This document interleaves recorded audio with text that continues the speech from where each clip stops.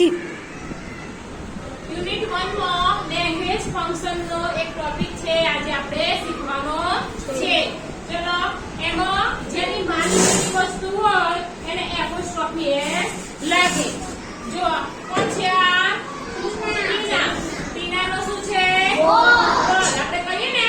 આ હું રિદ્ધિબેન છું આ શું છે ચોક તો આ મારો ચોક છે મારો ચોક આપણે કહીએ છીએ ને રિદ્ધિ ચોક કહીએ છીએ તે રિદ્ધિબેન નો ચોક કહીએ છીએ નો ની ના એવું લખીએ છીએ ગુજરાતીમાં એવી રીતે અંગ્રેજીમાં શું લાગે એપોસ્ટ્રોફી એસ આવું લાગે એપોસ્ટ્રોફી એસ તો ટીના નો શું છે બોલ એને લખવું હોય તો કેવી રીતે લખાય ટીનાસ આ એપોસ્ટ્રોફી એસ લાગે ટીનાસ બોલ શું લખાય ટીનાસ બોલ પછી આ કોણ છે ના શું છે નું તો શું લખાશે તપન એપોસ્ટ્રોફી એસ તપન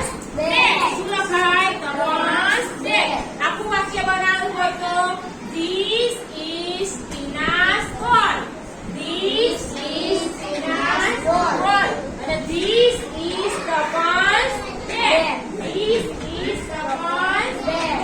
થોડી ખબર ધીસ ઇઝ તપન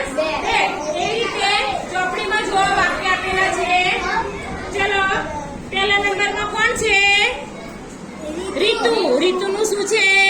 બેટ બોલો રીતુસ બેટ શું થશે રીતુસ બેટ પછી બીજા નંબરમાં કોણ છે અમી અને એની શું છે અમી શું થશે અમી પછી ત્રીજા નંબરમાં કોણ છે મહેશની શું છે મહેશ પછી ચોથા નંબરમાં કોણ છે અને બાઇસિકલ તો ગીતા બાઇસિકલ પછી